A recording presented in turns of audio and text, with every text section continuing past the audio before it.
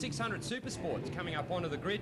They can't get any closer than qualifying for this one. No, and what's interesting is to listen to Peter Goddard, who's very experienced. He's been there, he's done that. He's worried about machine setup and being smooth and having the bike performing well. We're looking at a class now where we're going to have a whole lot of young guns that don't give a damn about machine setup. They just ride the wheels off the things. But we've got experienced people out there like Malcolm Campbell who do put a lot of thought into the setup of their machine. Unfortunately for Malcolm Campbell, second in the championship, he's riding under some injury in this event after a crash in practice, so he's a little further back in the field. But our pole sitter, Gary Cartwright, a local gun, watch him from the line. As they get off now, a pretty clean start there for the first two rows. Who will it be? Kevin Curtin looks pretty strong here, the reigning 250 production champion. As they fly in here, it is Cartwright round the outside and into the lead. They're going to force the pace, 14 of them within a second in qualifying. You do not get any closer than that. Cartwright for the first time through the bus stop, really forcing the pace. Bit of a break there, King. Yeah, young Chook Cartwright, he's a local gun, had a bit of an up and down season so far. Recently won the Yamaha 300 race here at this circuit. It's his local circuit. He's desperate to put on a good show in front of his home crowd. Oh, right up out of the seat. That's amazing stuff. He's not really worried about getting these tyres warm. He's just riding the wheels off the thing. As we look at it in slow-mo, back end right out of line, flicks him up out of the seat, very near to a high side. The trick there is not to back off the throttle too quickly. Try to keep the power on so that the tyre doesn't grip, and he's managed to not only hang on to the bike, but he's hung on to the lead. As up the inside, we look at John Hafey on the Ducati 748. So we've got a good mix of bikes. Cartwright leading on a Yamaha, John Hafey up to second on the Ducati, followed by, looks like Glenn Richards in third.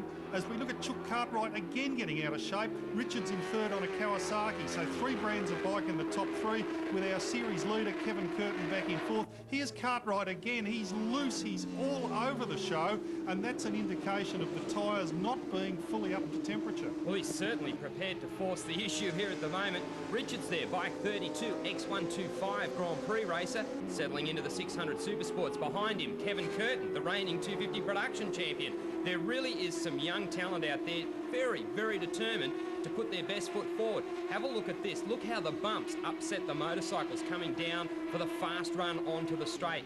Kevin Curtin looks strong on that motorcycle, has really come to grips with moving upper class into the 600s. 250 production racing, very, very different to these bikes. And again, Cartwright here through the bus stop, really pushing the front end. He seems, well, quite at home with the front end sliding the way it does. John Hafey, a local again, on the Ducati, looks strong here. And using local track knowledge, it does make a difference when you ride here. Chris Taylor just getting through their bike 88. If you're riding here 3 and 4 times a year, it makes a big difference for the others who arrive only once for the round of the championship. Down out of the eastern loop onto the straight one more time. The 600s super fast here. Ken, they may be close to standard, but the bike's very high in top speeds.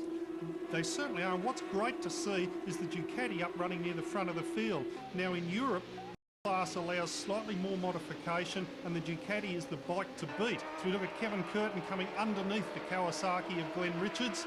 Once again, excellent racing, close racing, evenly matched riders, evenly matched bikes. Kevin Curtin leading this series after the opening 2 rounds at Phillip Island and Eastern Creek, and looking to add further points to his tally here this weekend at Lakeside.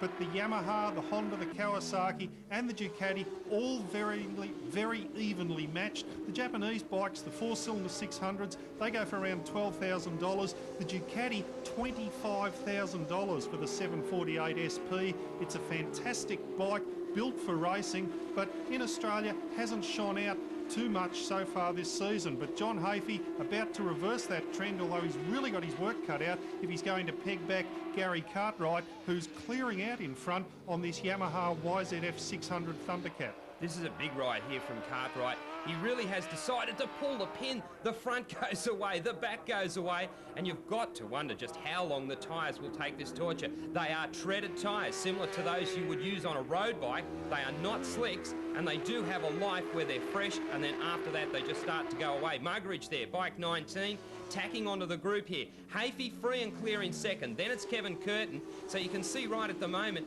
the pace is electric at the front. For these guys to try and keep this pace up, Ken, it will ultimately come down to whether the tyres can maintain it.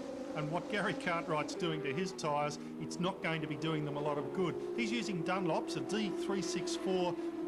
It's a racing tyre, not really suitable for street use. It's a very soft compound. As we look at Hafey trying to hold off Curtin, they go for about $700 a set, so it's big money, and they normally only last these couple of races, then they'll put a fresh set on. But Gary Cartwright torturing the tyres on that Yamaha as he tries to make a break from the Ducati of John Hafey. That Ducati a lot easier on tyres. It's a V twin of 750cc's. The 750 twins are allowed to run against these 600cc four-cylinder bikes. Modifications, all they're allowed to do, they can replace the rear shock absorber, they can put on a 4-into-1 racing exhaust, or if it's a Ducati, just a couple of hot mufflers. Let's look at the bus stop as we see Adam Ferguson on bike 21, runner-up in last year's production championship. He comes through, the suspension working very hard.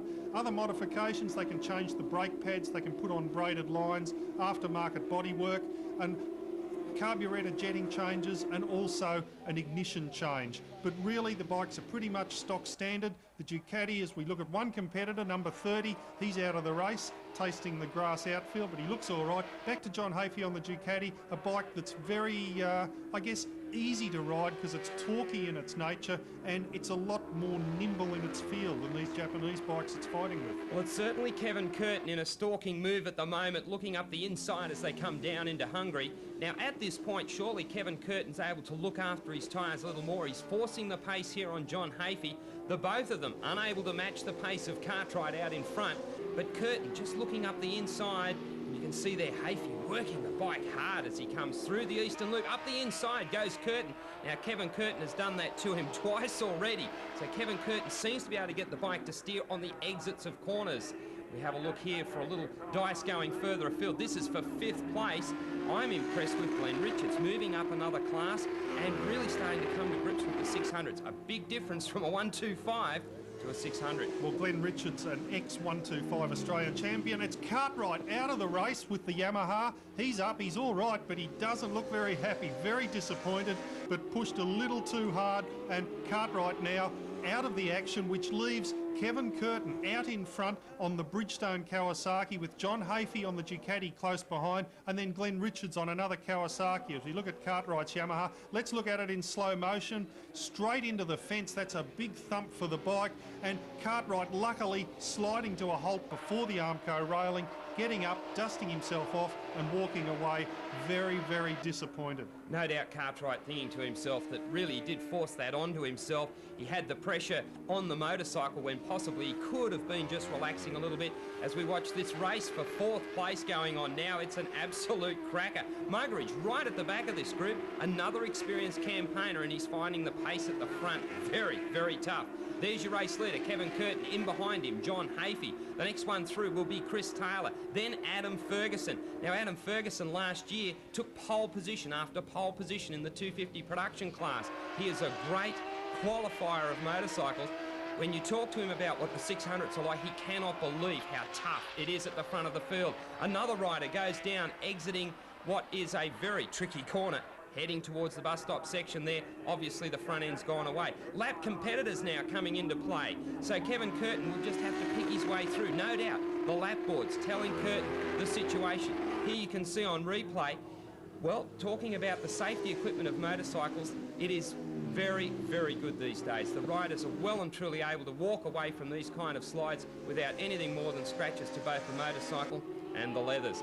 Kevin Curtin, though, in charge of this one, down onto the straight. This is a big run from him. No doubt he will be super pleased for his team, adding to the point score. That's what it's all about. He takes the checkered flag. A brilliant win for Kevin Curtin. John Hafey gets up for 2nd, and you've got to hand it to the Ducati rider ahead of Chris Taylor in 3rd.